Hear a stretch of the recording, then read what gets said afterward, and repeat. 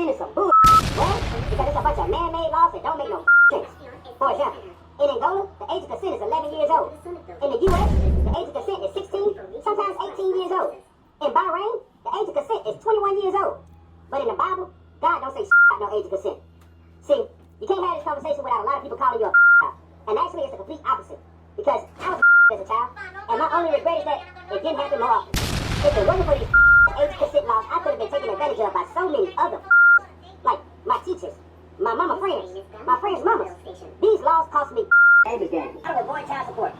Well, one thing you can do is face your debt. Over 500,000 people go missing every single year. Why can't it be you? Or leave the country, but don't go to a place that's in the U.S. You need to go to Pakistan, North Korea, or Russia. Or go to prison. In my state, if you locked up for over 180 days, you don't owe that shit.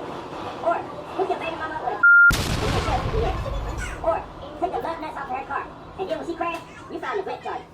Or get the kid locked up. If the government cares so much about child support, make them pay for that while he in June. Or, as a last resort, get you a lighter and hold a button down so the fumes are coming out. Put a rubber band around the lighter so that the button stays down.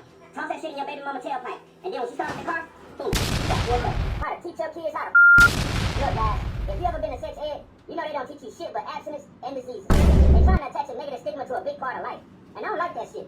That's why we, as parents, we gotta teach our kids how to and the best way to do that is to in front of your kids. Either that, or they gonna